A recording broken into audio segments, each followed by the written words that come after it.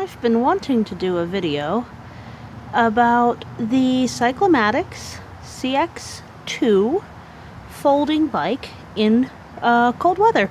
So I live in Pittsburgh and it is late fall, early winter type of time. And I think maybe I can even get in frame here. Let's see.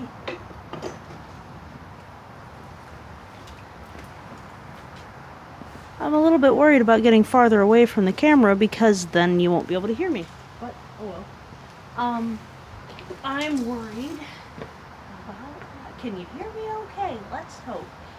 This bike has been great all summer and all fall, early fall, but now it's late fall, and I'm finding its battery depletes. I'm at about 120 miles on it, and I'm probably going to need new brake pads, but that's the only problem I'm having. I do also want to really readjust the rear brakes because they're not quite tight enough. I think I definitely get a lot more grab off the front than the back, and that's not entirely safe. Literally the only problem other than it being squeaky that I've been having is that.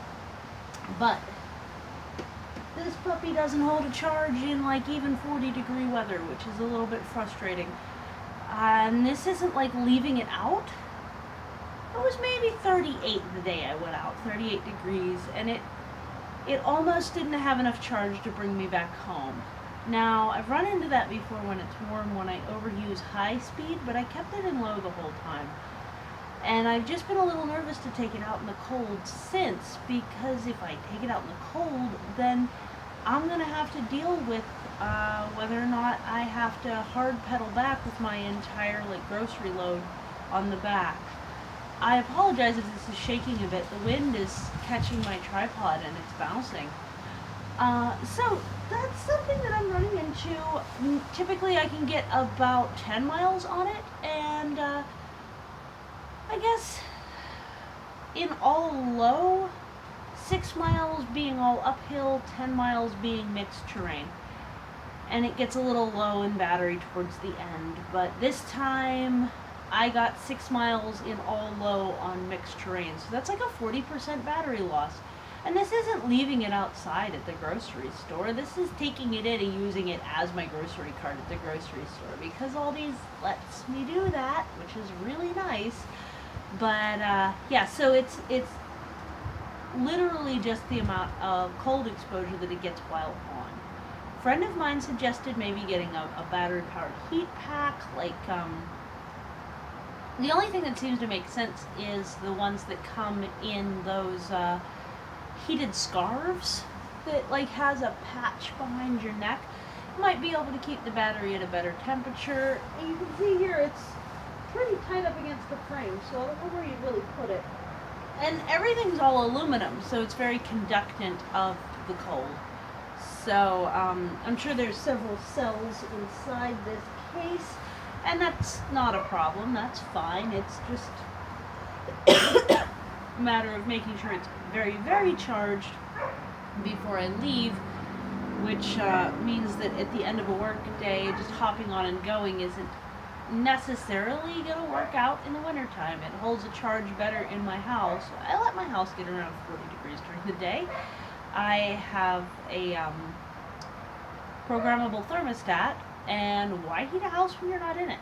It's just my opinion. I have boiler heat, so it's very efficient. And that allows it to get a little bit cold during the day too, so I guess I am kind of depleting the battery in that way as well.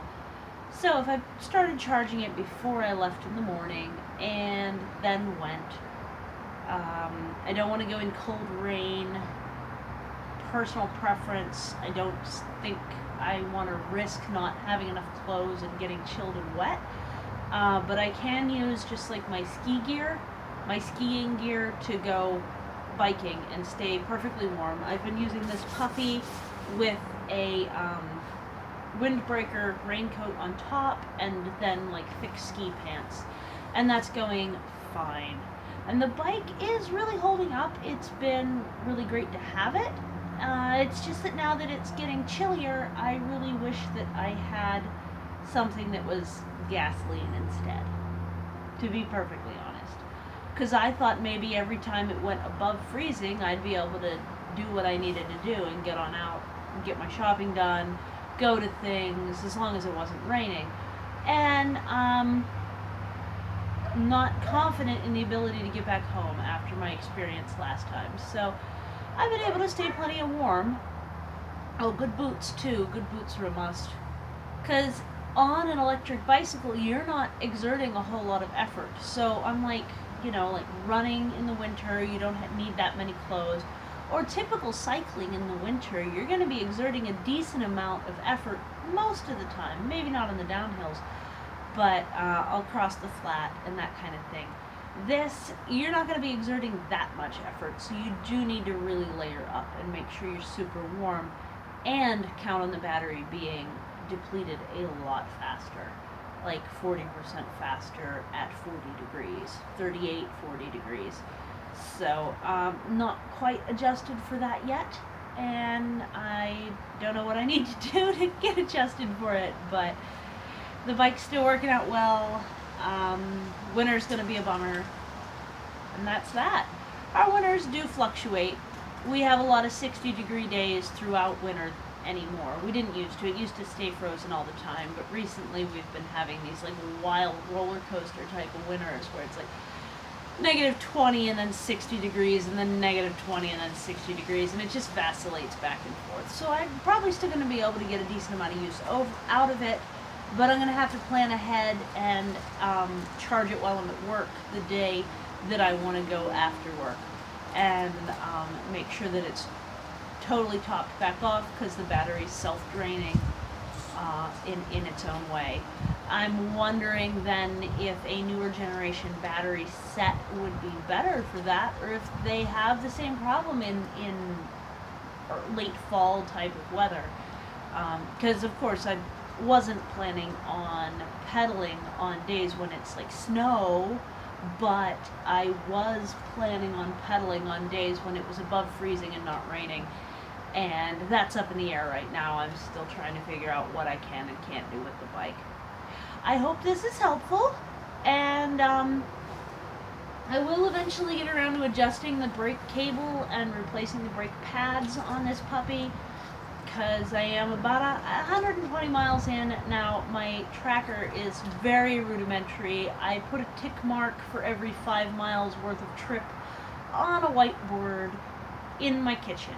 And I also have been storing this in my kitchen, which is highly inconvenient, but it has definitely given it a lot more of range and battery keeping, and I don't have to worry about like dry rot or winter rot on the rubber and plastic parts the way that I would if I were keeping it outside.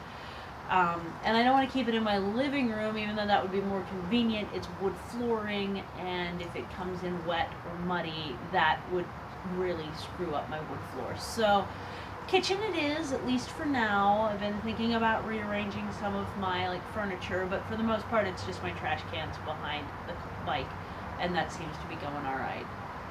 So that's what I've been doing.